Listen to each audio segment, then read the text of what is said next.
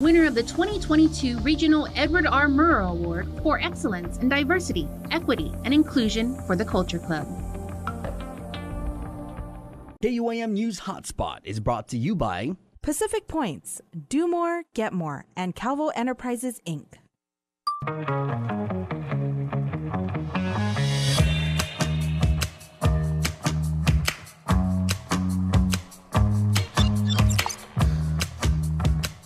Afternoon and welcome to the Hotspot, everybody. It is a new week. We have a new array of topics, and I'd like to start this morning's show with a question I had for a new friend I met at Macy's yesterday, one of the cashiers. Can you actually use a gift card to buy a gift card?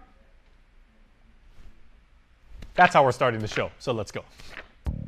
The Menu, brought to you by King's Restaurant, always open, always local, and Ruby Tuesday Guam, home of the Fresh Garden Bar.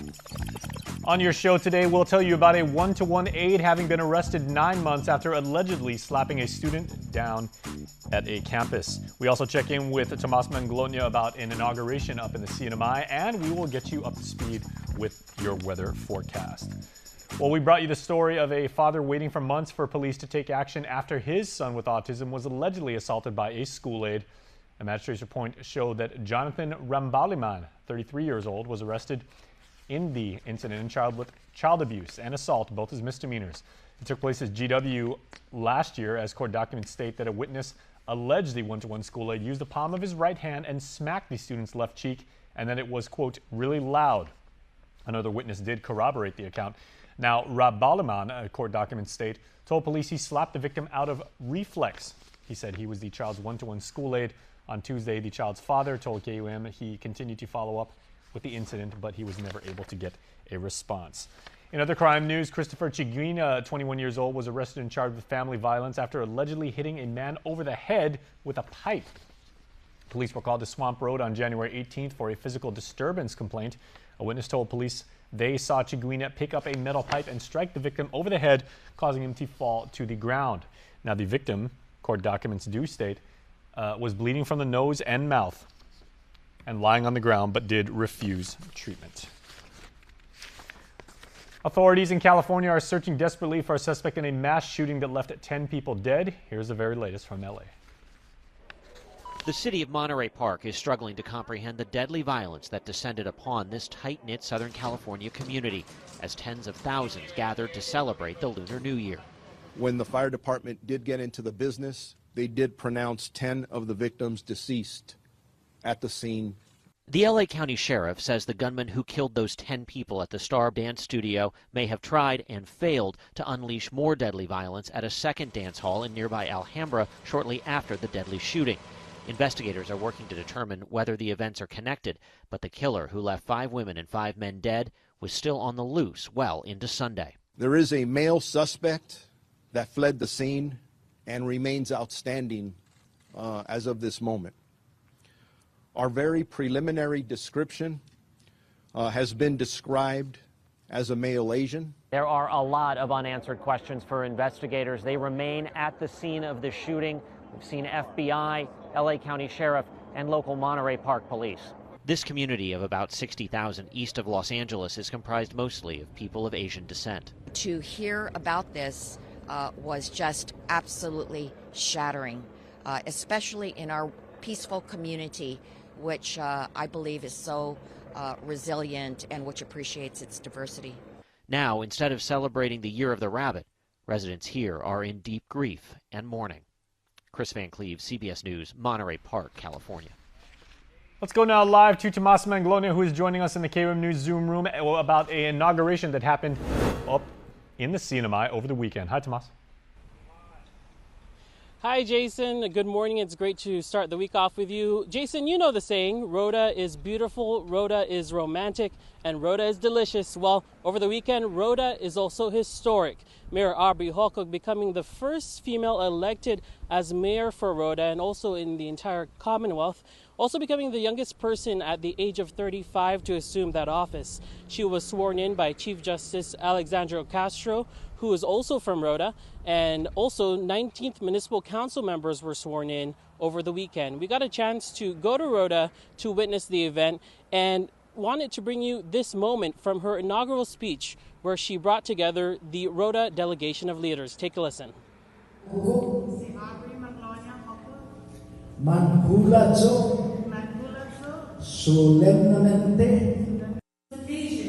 Recognizing our newly elected leaders of LUTA, may I kindly ask for them to join us.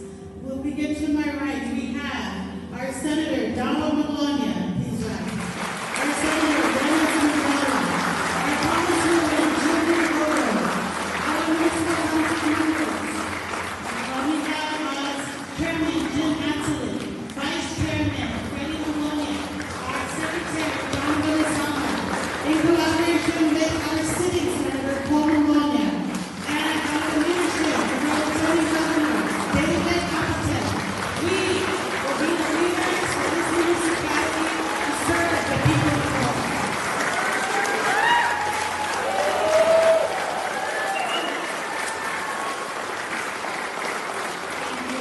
Thank you so much. It is my hope that this is a new start of a great partnership with our delegation to generate ideas and plans to build a better Roda that will preserve our cultural identity as well as modernize our communities to adapt to the ever-changing technological world that we live in.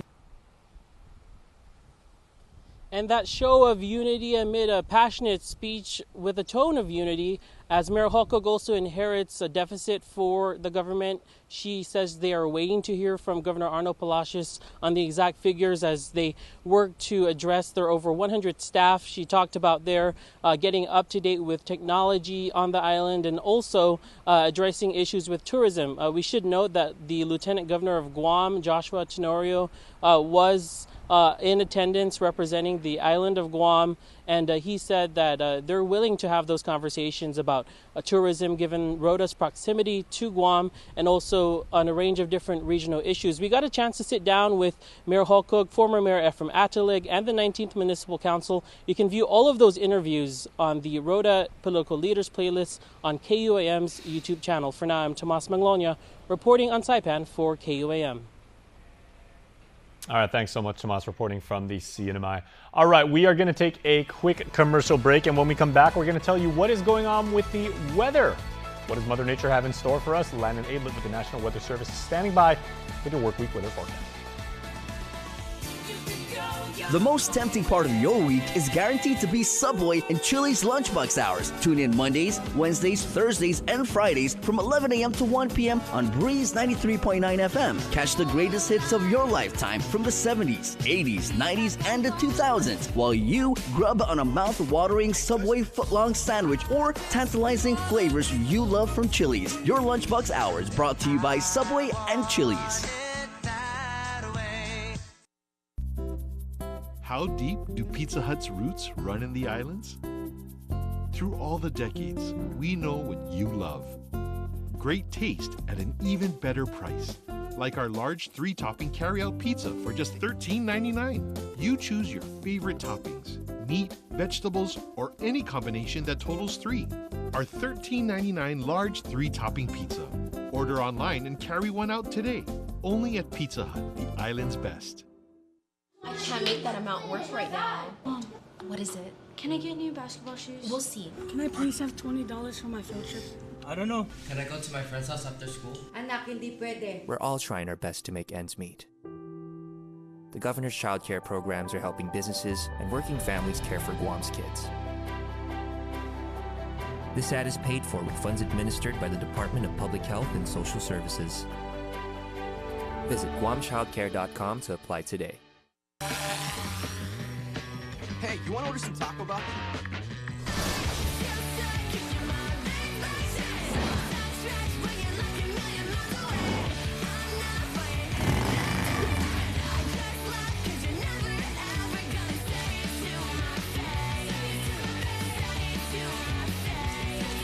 Two grilled chicken burritos, 2 bold flavors. Order on the app, only at Taco Bell. We're living in a new world with new ways of communicating, connecting, and moving through life. Every day seems to be marked with change, and with all these changes, you need trusted people you can rely on for advice and insights about the things that really matter. Let Gina and I walk you through everything you need to know about real estate, from buying to selling to renting, and all the details in between. Join us with Jason Solis every week on House to Home. House to Home every Tuesday on KUAM News Extra, presented by Remax Diamond Realty. Get the latest updates and breaking news across the region by following KUAM CNMI on Instagram. Regional correspondent Tomas Maglonia brings what you need to know from the Northern Marianas at the palm of your hand. Full stories, daily updates, and snapshots of the beauty across the Marianas. Follow KUAM CNMI now. Properties in the Tropics is your weekly roundup of the hottest properties on Guam. Every Thursday, get a virtual walkthrough of homes, apartments, townhomes, and land available for lease, rent, or sale, with a breakdown of the most important info, including cost, features, and of course, location details. Watch it on KUAM News HotSpot at noon on streaming and TV8, or catch the encore at 5 p.m. on TV11. You can also check out each installment on Instagram too. Properties in the Tropics is presented by Remax Diamond Realty. KUAM News, winner of the 2022 Regional Edward R. Murrow Award for Excellence in Diversity, Equity, and Inclusion for the Culture Club.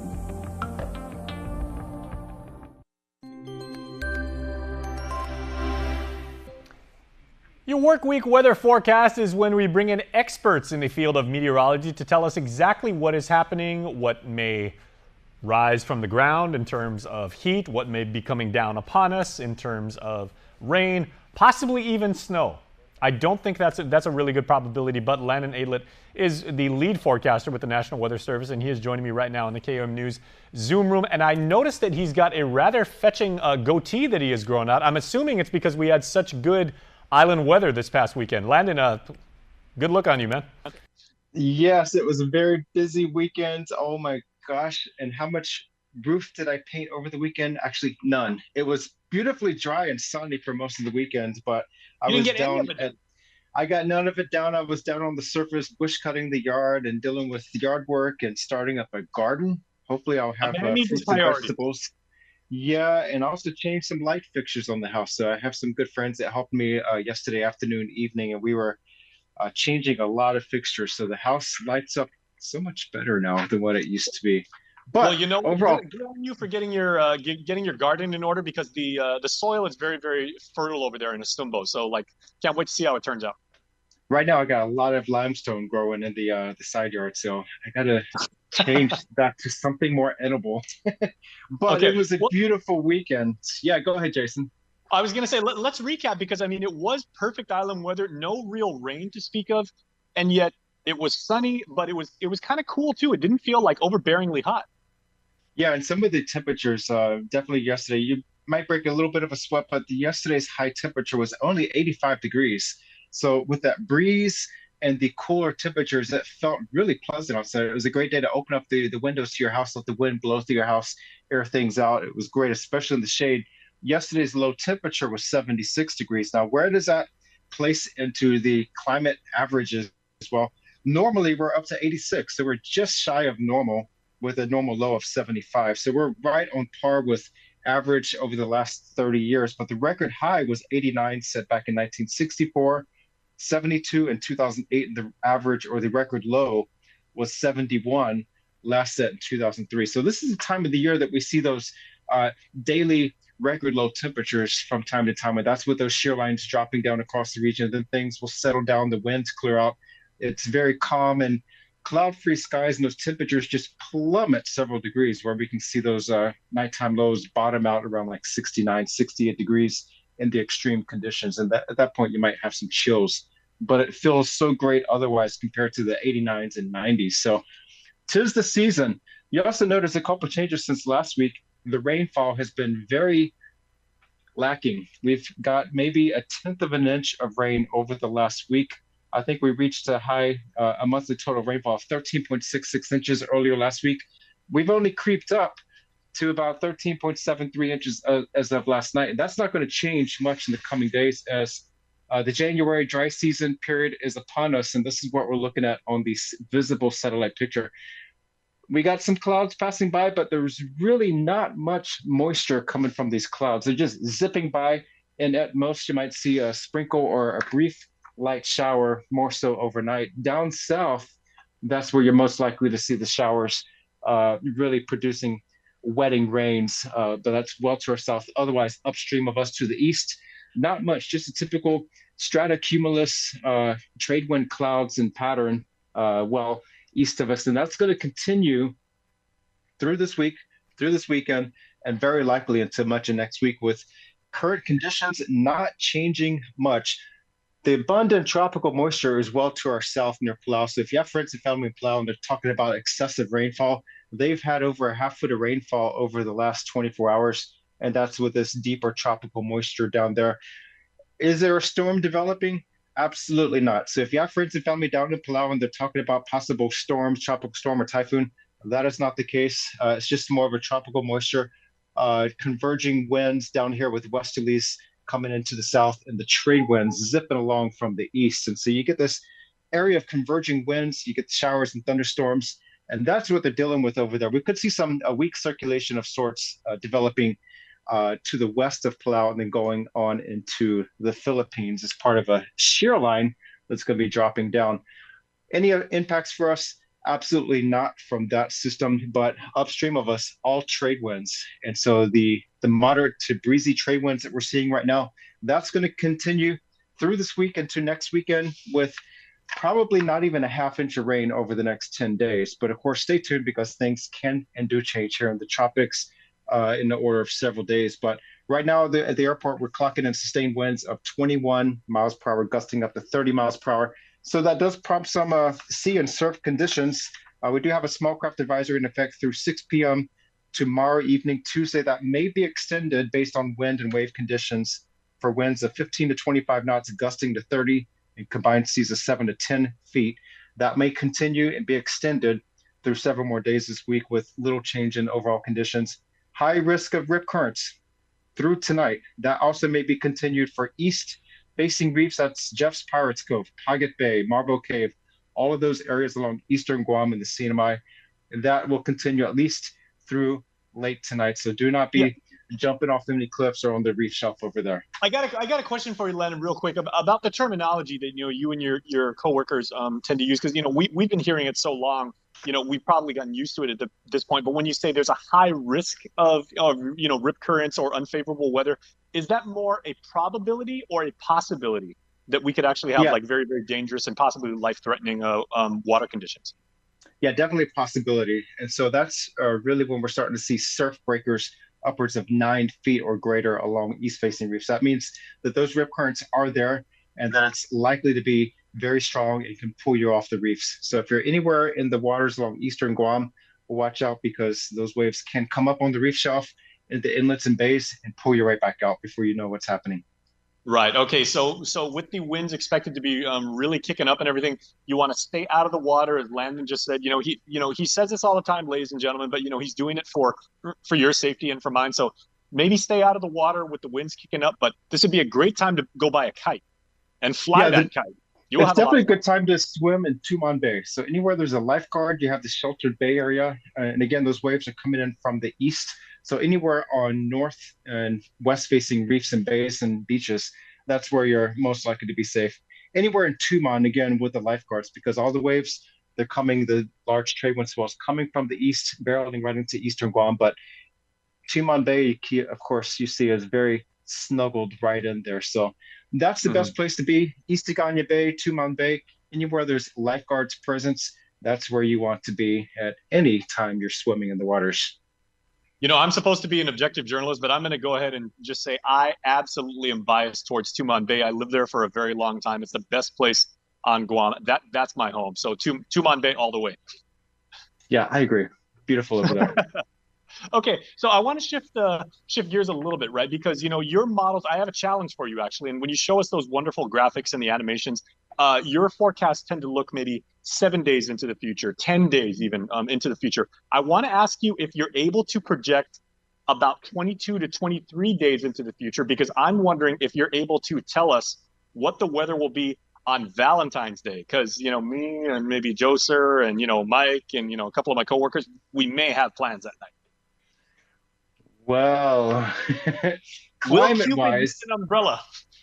climate-wise, we are looking mighty fine for Valentine's Day. But as far as our computer models, they realistically go about 16, 17 days in the future. And then really in the tropics beyond 5 days, you just don't pay much attention to the models except for larger trends and themes. So based on climate averages, Valentine's would be a great night for gushing emotions. So hopefully it's good emotions. You can serenade someone. You can have Winds of chocolate. joy. But you know what? If it does happen to rain and rain very, very heavily as it did for the first half of this month, you can do the whole like gondola thing. Just go out to the river. I would prefer a rainy Valentine's. I think that would be more suiting. Just torrents of rain and weather. Of course, that's my preference. We can make gondolas happen on Guam. Yeah, I mean, we'll probably have to use like the stand-up paddle, but Maybe in Nan Madol. Oh, nice. Nan Madol in Pompeii. That would be a very, great very venue. cool. Okay, but what is the science behind the fact that you can project either 7 days or maybe like a week and a half? Why have forecasters always traditionally used those 2 days? Yeah, it's really based on the model handling, and of course with tropical cyclones, there's always we always show the error cone, and that's just a matter of how much tropical cyclone forecasts have varied over the years, and so that error cone has gotten tighter and tighter as models get better. But it's just a matter of how different forecast models handle different parameters, and so we weigh in a variety of different forecast models.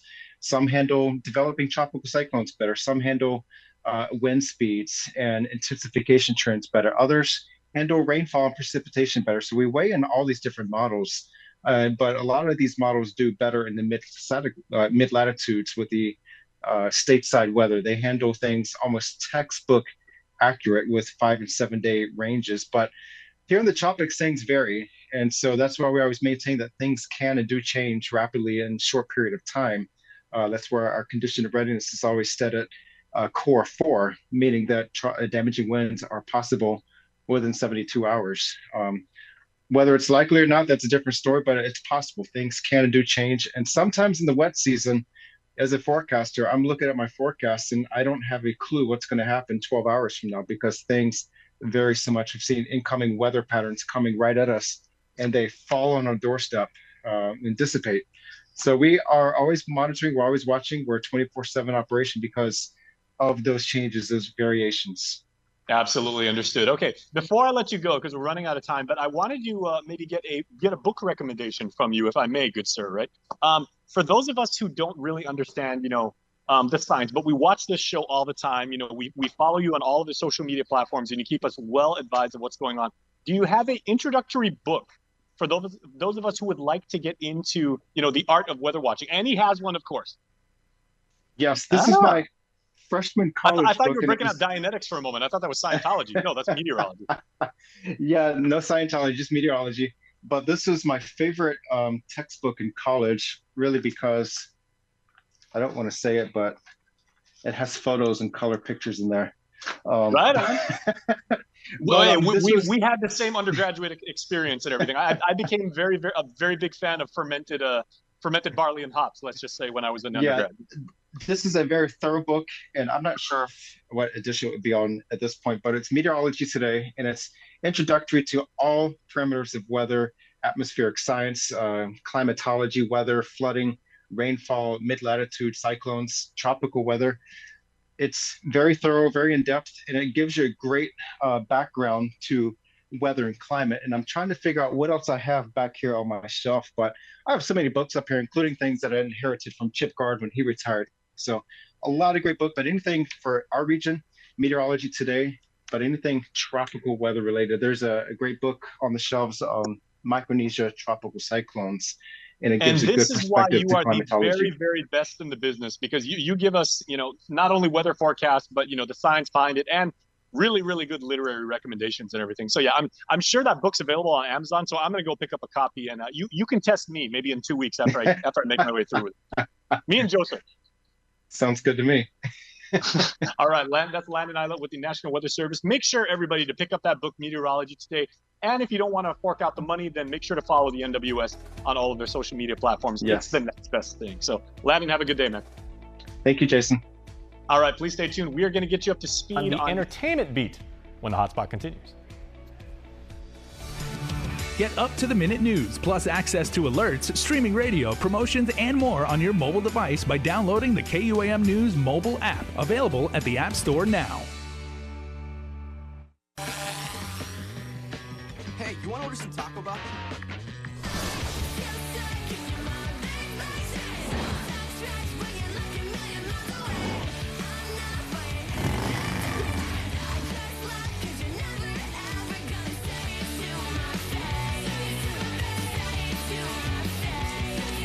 Two grilled chicken burritos, two bold flavors. Order on the app, only at Taco Bell. I can't make that amount work right now. Mom, What is it?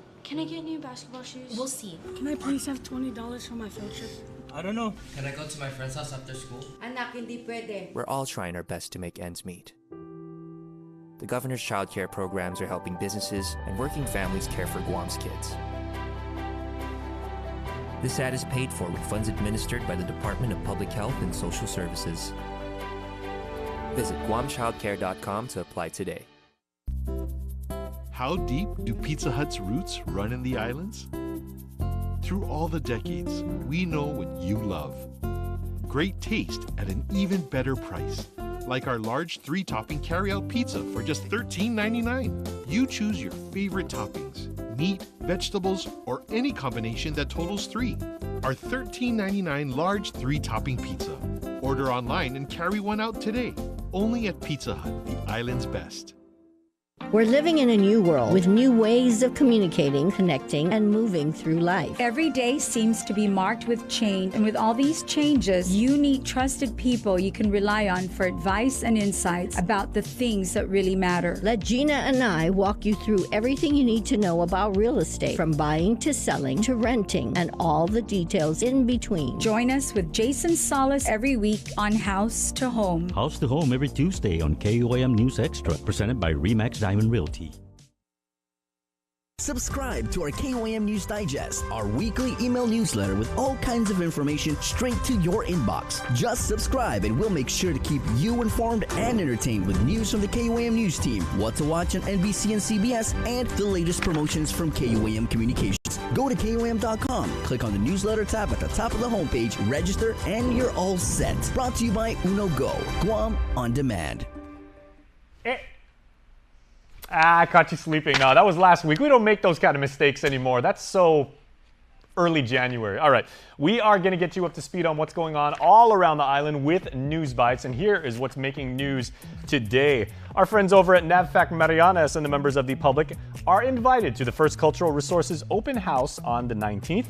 The event was hosted by UOG's Cultural Repository Facility. Community members were given the opportunity to ask questions about the resource management processes used at Camp Blas.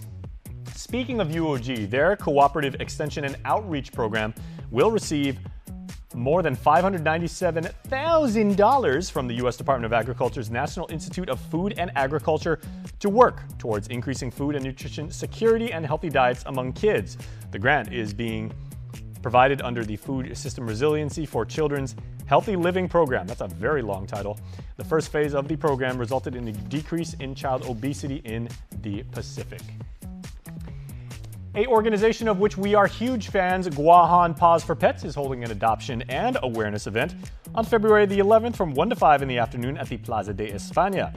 We're collaborating with Heart Rescue Guam, GAIN, and Agriculture to come together and bring awareness to educate the public on animal welfare, care, and rescue, something we all need to practice in our daily lives. And SPPC and the Marianas Open are proud to announce a donation of $1,500 to the American Legion Guam Vets Organizations. It's the nation's largest veterans organization, representing over 3 million men and women who have nobly served in our country's armed forces. Well, we are serving you right now, getting you up to speed with information, and we are going to wrap up the show with a big bow. Mike's going to come in, he's going to put like his finger right there, and we're going to tie it off, and Santa Rita Pete's going to put some Denancy on it or something like that. All right, but here is your Eye on Entertainment. Ahead of Tuesday's highly anticipated Oscar nominations, the British Academy Film Awards announced its 2023 nominees. All Quiet on the Western Front leads with 14 BAFTA nominations. In the Best Film category, this new adaptation of the World War I epic faces The Banshees of Inisherin, Elvis, Everything Everywhere All at Once, and Tar. Sally Field is set to receive a Lifetime Achievement Award at the 29th Annual Screen Actors Guild Awards in Los Angeles next month. Field, who is 76, won Oscars for her performances in Norma Rae and Places in the Heart. The actress, who began her career on TV as Gidget in 1965, also has 3 Emmys and is a National Medal of Arts and Kennedy Center honoree. And New York City is the backdrop for the latest installment of Scream. The Scream 6 trailer shows Ghostface on the prowl again, with franchise stars Hayden Panettiere and Courtney Cox fighting for their lives alongside new cast members. The Paramount Pictures thriller is set to hit the big screen on March 10th. That's your Eye on Entertainment. Danya Backus, CBS News, Los Angeles. Okay, basically the only thing you had to know about that Scream teaser is that they use a lot of strobe effects, if you didn't get it already. Oh, and by the way, Sally Field was a fan, am a fan, will be a fan. She is a goddess. She was absolutely brilliant in Steel Magnolias way back in 1993. Sally Field, I've been following her since she did Gidget, as you saw in that report right there. Huge, huge fan. She's absolutely amazing. All right, you know what's amazing? The end of the show. And that's coming up right after this. Properties in the Tropics is your weekly roundup of the hottest properties on Guam. Every Thursday, get a virtual walkthrough of homes, apartments, townhomes, and land available for lease, rent, or sale, with a breakdown of the most important info, including cost, features, and of course, location details. Watch it on KUAM News HotSpot at noon on streaming and TV8, or catch the encore at 5 p.m. on TV 11. You can also check out each installment on Instagram too. Properties in the Tropics is presented by RE/MAX Diamond Realty. All right, as we close out today's show, I'm going to come full circle, and I'm actually going to go head over to the Micronesia Mall right at the street from us here in our Harmon Studios and figure out if you can, in fact, actually buy a gift card with a gift card. I'll be that guy, all right? We'll check you tomorrow for the answer. Bye-bye.